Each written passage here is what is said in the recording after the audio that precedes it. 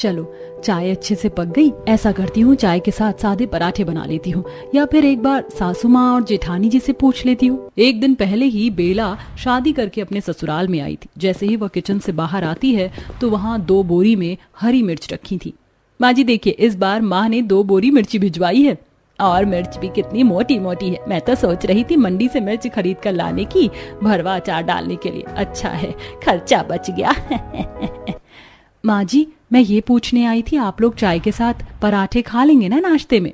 इस पर जेठानी रचना फरमाइश जताते हुए, देवरानी जी, हमारी फैमिली में इतना फीका नाश्ता कोई नहीं खाता, हम लोग तीखा जरा तेज खाते हैं। ऐसा करो तुम चाय के साथ तीखे तीखे मिर्च के पकौड़े बना लो। क्या मिर्ची के पकौड़े? पर रचना भाभी अभी तो कितना गर्मी भरा मौसम चल रहा है, मिर्च के पकौड़े खाने से पेट में जलन मच जाएगी, हल्का फुल्का खाना ही अच्छा रहेगा। बहू हम मिर्ची के पकौड़े खा भी लेंगे और पचा भी लेंगे, इसलिए तू डॉक्टरी झाड़ने से अच्छा है जाकर पकौड़े बना ले। जी माँ। बेला किचन में आ जाती है, तभी पीछे से जेठानी 4-5 किलो तीखी मिर्च लेकर आती है। ये लो देवरानी जी, इस मिर्च को काट कर कुरकुरे क्रिस्पी पकौड़े बना लेना, और इस बरनी में लाल कुटी कश्मीरी मिर्च है, इसे भी डाल लेना। हे भगवान, ये जेठानी जी कुछ ज्यादा ही तीखा खाती हैं। ये हरी मिर्च देखने में कितनी तीखी लग रही है, और ये ऊपर से और मिर्च पाउडर डालने का ऑर्डर दे रही है। मुझे क्या खुद ही खाकर बम की तरह फटेंगी। बड़बड़ाते हुए बेला मिर्ची काटना चालू करती है। अगा, ये तीखी मिर्च काटकर मेरा तो हाथ तेजाब जैसे जल रहा है। बेला फटाफट से फ्रिज से बर्फ निकालकर रोते हुए रगड़ती है। भगवान क्या जुल्म है, अब जाकर जलन कम हुई है। अरे बहू, मिर्ची के पकौड़े बन गए तो फटाफट से ले जा, भूख के मारे पेट में चूहे कबड्डी खेल रहे हैं। जी ससुर जी लाई, फटाफट से पकौड़े छान लेती हूँ। इतनी सारी मिर्च के पकौड़े बनाते हुए बेचारी बहू पसीने से नहा जाती है और चाय पकौड़ी परोसती है। लाओ बहू जल्दी करो, अरे लाओ जल्दी से, मेरे मन पसंदीदा मिर्चदार पकौड़े परोस दो। देखते देखते सब पकौड़े पर टूट पड़ते हैं। वाह बहू, बड़ा ही मस्त तीखा तीखा मिर्ची का पकौड़ा बनाया है तूने तो। चाय की चुस्की के साथ चटपटे मिर्ची के पकौड़े खाकर डबल मजा आ गया। सच में भाभी, आपने बड़े स्पाइसी और टेस्टी पकौड़ी बनाए हैं। सबको इतने चाव से मिर्ची के पकौड़े खाता देखकर बहू मन में खिटपिट कर रही थी। मुझे तो लगा था कि मेरी जेठानी ही केवल तीखा खाने की चटोरी है, मगर यहाँ तो सभी एक ही थाली के चट्टे बट्टे हैं, खा ये रहे हैं और जुबान मेरी चल रही है। अरे देवरानी जी, तुम हम लोगों का मुंह ही देखती रहोगी क्या? बैठकर तुम भी पकौड़े का स्वाद लो। नहीं नहीं नहीं, आप लोग खाइए, मैं लास्ट में खा लूंगी। अरे बहू, हमारे घर में आखिर में खाने का रिवाज नहीं है, बैठकर खा लो। सबके जबरदस्ती करने और बेला जैसे एक पकौड़ा चखती है तो सीसी करने लगती है। पानी, शुभम जी पानी दो, नहीं तो मेरा दम निकल जाएगा। हाँ हाँ देता हूँ, ये लो पियो। तीखा लगने के चलते बहू गट गट पानी पी जाती है। तभी रचना रेशा खिल्ली उड़ाती है। भाभी, एक पकौड़ा खाकर ही आप तो पॉपकॉर्न की तरह उछल रही थी। लगता है तुम हरी मिर्च नहीं खाती हो। जेठानी जी, मेरे मायके में खाने में कम मिर्च डलती है, ज्यादा तीखा मुझे बर्दाश्त नहीं है। भाभी, फिर तो आप तीखा खाने की आदत डाल लीजिए, तभी हमारी जमेगी। हमारे परिवार में बिना मिर्च के खाना पीना नहीं होता। शालू की बात सुनकर बेला की शक्ल लाल मिर्च की तरह बन जाती है, क्योंकि मिर्ची से उसका 36 का आंकड़ा था। अब देखना यह था कि बेला सिर्फ मिर्ची खाने वाले ससुराल वालों के रंग में ढलेगी या उन्हें बदलेगी नाश्ते के बाद। माँ जी, खाना क्या बनाना है? अरे बहू, हम सबका तो पेट फुल हो गया है पकौड़ा खाकर, दोपहर के टाइम में देख लेंगे क्या बनाना है। कुछ घंटे बाद नाश्ते के बर्तन घिसते घिसते दोपहर हो गई। जाकर पूछ लेती हूँ क्या बनेगा। पसीने में भीगी भीगी बेला सास के पास आती है। माँ जी, लंच में क्या बना दूँ? सबके लिए मैं सोच रही हूँ दाल चावल भिंडी की भुजिया बना लूँ। ये सुनते ही सास दोबारा से बेला पर राशन पानी लेकर चढ़ जाती। अरे बहू, खाली दाल चावल भुजिया से पेट थोड़ी ना भरेगा। ऐसा कर, भुजिया खूब सारी हरी मिर्च काट कर छौंकना और 1-2 किलो मिर्च की चटनी भी पीस लेना। 1-2 किलो मिर्च की चटनी खाने की फरमाइश सुनकर बहू का माथा चकरा जाता है। 1-2 किलो मिर्च की चटनी? माँ जी, इतनी चटनी हमारे परिवार के हिसाब से काफी ज्यादा हो जाएगी। गर्मी के मौसम में ज्यादा मिर्च का सेवन पेट में जलन और कब्ज बनाता है। मैं 1 पाव मिर्च की चटनी पीस देती हूँ। बहुत, तू मेरी सास नहीं है, मैं तेरी सास हूँ। जितना कहा है उतना किया कर, माथा मत सनका, गर्मी से पहले ही भेजा गरम है। गुस्से में पैर पटकते हुए बहू किचन में आकर तैयारी में भिड़ जाती है। हे भगवान, कहाँ आकर फंस गई मैं इस मिर्च खाने वाले महान ससुराल में। सुबह 1 मिनट का पकौड़ा खाकर मेरी तो हालत पतली हुई पड़ी है। दोबारा से मिर्च खाऊंगी तो दस्त ही लग जाएगा। मैं तो अपने लिए चावल में 2-4 आलू उबालकर उसका चोखा बना लूंगी। भड़कते हुए बहू पसीने पसीने होकर मिर्चदार दाल चावल चढ़ाकर मिर्ची की चटनी पीसने लगती है। हाय राम, इस मिर्ची ने तो मेरी मिट्टी पहाड़ करके रख दी है। तभी कुकर में सीटी आ जाती है। अरे नहीं, सीटी से दाल निकल गई। बेड़ा गर्क हो गई लुगाइयों का। सब एसी की हवा खा रही है, ये नहीं कि हाथ बटवा दूं। तभी तीखी मिर्ची खाने के शौकीन ससुराल वाले हल्ला गुल्ला मचाना चालू कर देते हैं। भाभी, ओ भाभी, और कितनी देर लगेगी? जल्दी से खाना लगा दो और चटनी महीन पीसना, तभी स्वाद लगेगा। देख देख लो इस भूखी नंद को।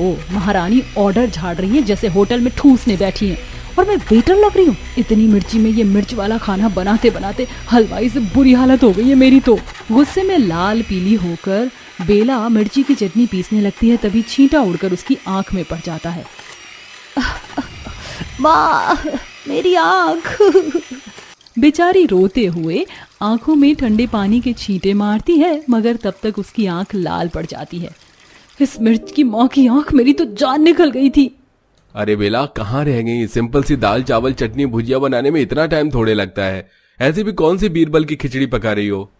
पति की इस बात पर बेला गुस्से में दांत पीस लेती है और सब कुछ परोसती है। तभी ससुर मिर्ची की चटनी देखकर गाने लगते हैं। ओह ओह ओह ओह, मिर्ची, हाय हाय मिर्ची, उफ, उफ, मिर्ची, हाय हाय मिर्ची, हाय हाय मिर्ची। हे भगवान, लगता है सिर्फ मिर्ची खा खा कर सबके ऊपर वाला माला खिसक गया है। खाना छोड़कर गाना गा रहे हैं। अरे वाह, ये मिर्च की चटनी देखने में तो बड़ी दमदार लग रही है। सारी चटनी तो मैं चाटूंगा आज। अरे ओ बुद्धू, चुपचाप से आधी चटनी इधर पास कर दो, वरना लगाऊंगी एक कंटाप, कान झंझना जाएगा। सास ससुर दोनों मिर्च की चटनी खाने के लिए झगड़ा कर लेते हैं। पूरे ससुराल वालों को सिर्फ और सिर्फ मिर्ची का चस्का लगा देखकर बेला माथा पीट लेती है।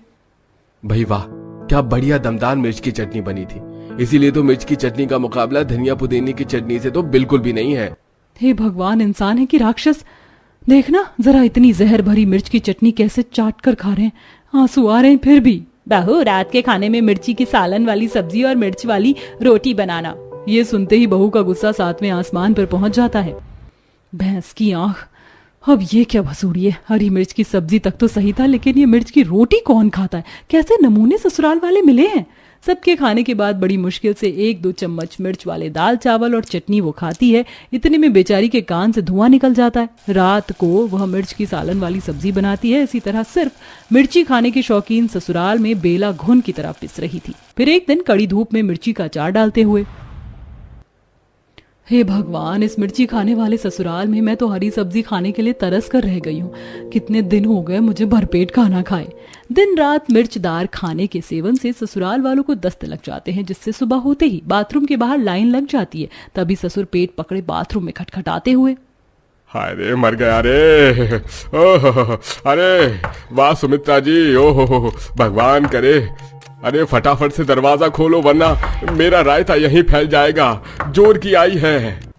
मेरा पेट खुद सटका पड़ा है, मुझे हल्का होने दो पहले अच्छे से।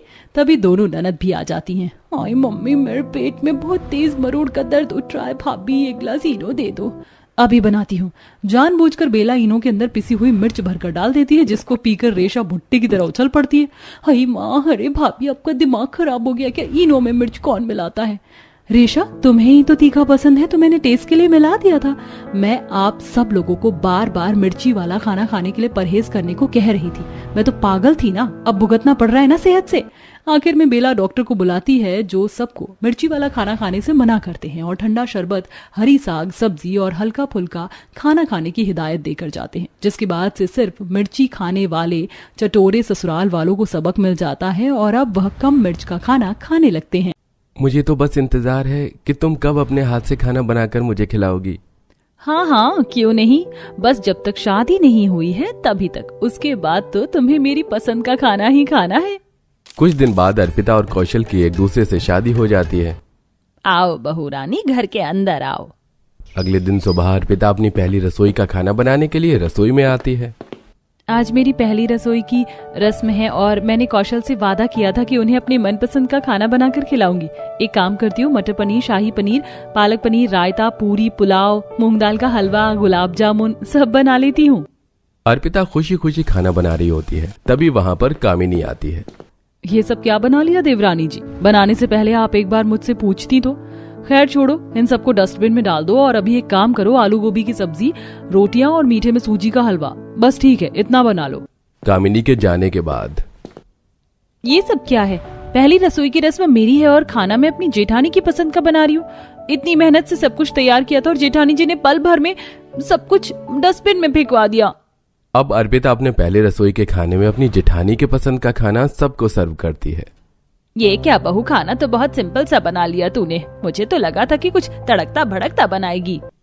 लगता है अर्पिता का शादी की थकान अभी तक खत्म नहीं हुई है। क्यों अर्पिता? नहीं नहीं, ऐसी बात नहीं है।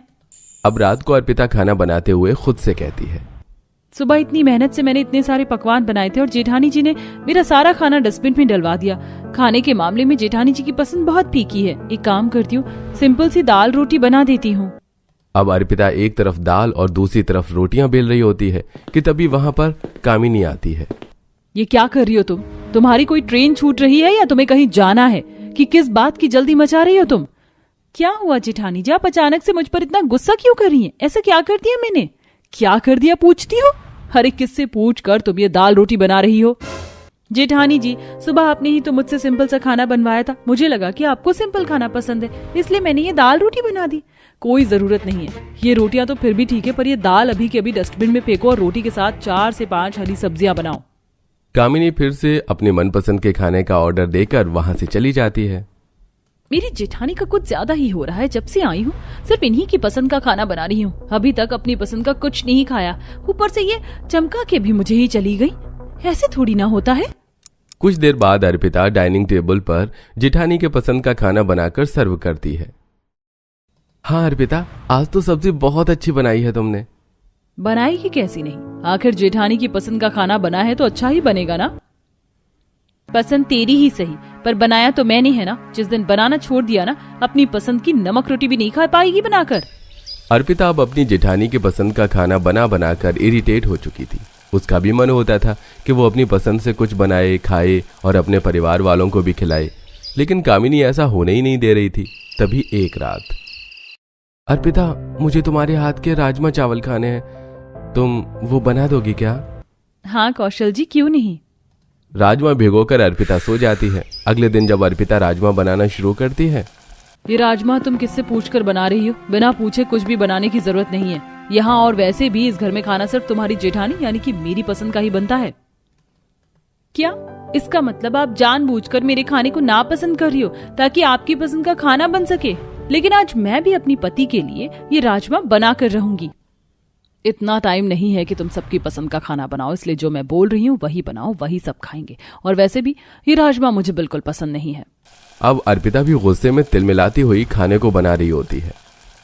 मेरी जेठानी जी अपने आप को समझती क्या है? अरे मेरी पसंद का खाना मुझे बनाने नहीं देती, कोई बात नहीं, पर आज तो मुझे मेरे पति की पसंद के खाने को भी बनाने से मना कर दिया।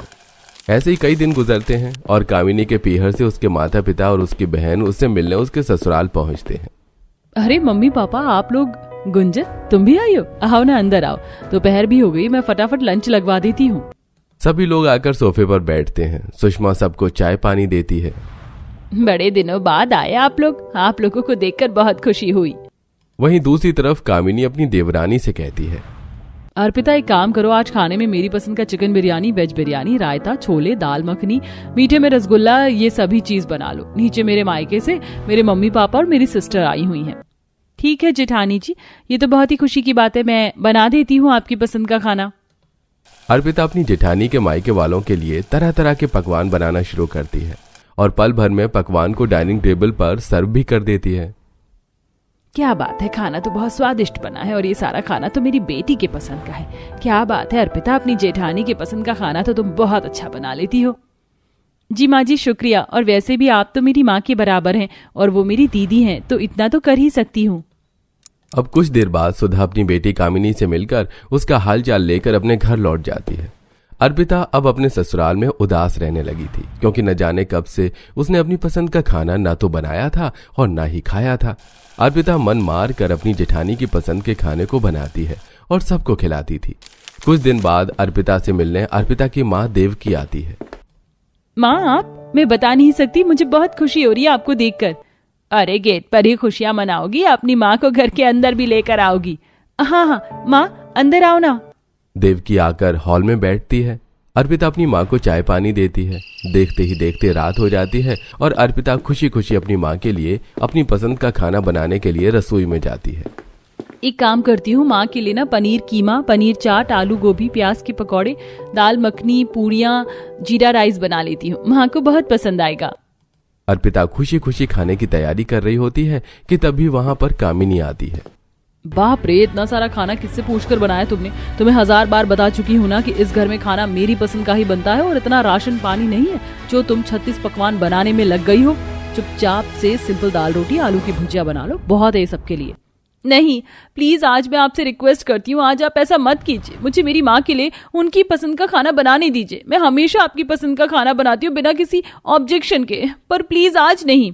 ज्यादा ना ड्रामा करने की जरूरत नहीं है, तुमसे कहा ना कि ये सारी चीज बनाने के लिए इतना राशन नहीं है। चुपचाप से दाल रोटी और आलू की भुजिया खिलाओ, अपनी माँ को बहुत है वो, और जब वो चली जाएंगी तो मेरी पसंद का खाना बनाना। अर्पिता ने अपनी जेठानी की माँ की सेवा पानी बहुत अच्छे से की थी, लेकिन उसकी माँ को देखकर उसकी जेठानी का यह व्यवहार अर्पिता के दिल को बहुत ठेस पहुंचाता है। लेकिन फिर भी वो चुपचाप दाल रोटी बनाकर अपनी माँ के लिए लेकर आती है। ये अर्पिता को क्या हो गया है? कितने सालों बाद उसकी माँ आई है और अपनी माँ के लिए इतना फीका सा खाना बनाया है अर्पिता ने। क्या बात है, अर्पिता खाना तो बहुत स्वादिष्ट बनाया है। कुछ देर बाद देवकी खाना खाकर अपनी बेटी के कमरे में जाती है।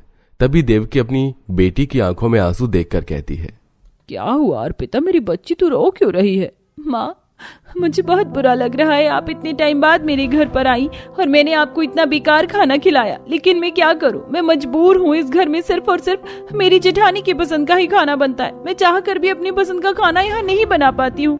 जब से आई हूँ सिर्फ जेठानी की पसंद का ही खाना बना रही हूँ।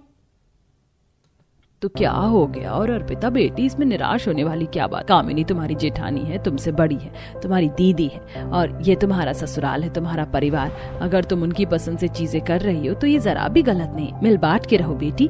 और मुझे वो दाल रोटी इतनी भी बुरी नहीं लगी जितना तू सोच कर रो रही है। दरवाजे पर खड़ी कामिनी ये सारी बातें सुन लेती है और उसे बहुत शर्मिंदगी महसूस होती है। आज उसे एहसास हो जाता है कि अर्पिता ने उसकी माँ के लिए क्या किया और उसने अर्पिता की माँ के साथ क्या किया। इसके बाद वो माफी मांगने के लिए अर्पिता के कमरे के अंदर जाती है। अर्पिता तुम चुप हो जाओ, तुम्हारी कोई गलती नहीं है, प्लीज रोना बंद करो और मुझे भी माफ कर दो। मुझे इस तरह तुम पर हुक्म नहीं जताना चाहिए था। तुम मुझसे छोटी हो, मुझे तुम्हें छोटी बहन की तरह रखना चाहिए था, लेकिन मैंने तो तुमसे सिर्फ अपनी इच्छाएं पूरी करवाई और कुछ नहीं। देखो अर्पिता, अपनी बड़ी बहन से माफी नहीं मंगवाते, माफ कर दो कामिनी को। अब देवकी के कहने पर अर्पिता अपनी जेठानी को माफ कर देती है, जिसके बाद से कामिनी कभी अपनी देवरानी पर हुक्म नहीं जताती है और मिल बांटकर उसके साथ खाना बनाना शुरू कर देती है। जिसके बाद कभी देवरानी की पसंद की जेठानी और जेठानी के पसंद की देवरानी खाना खाना शुरू कर देती है।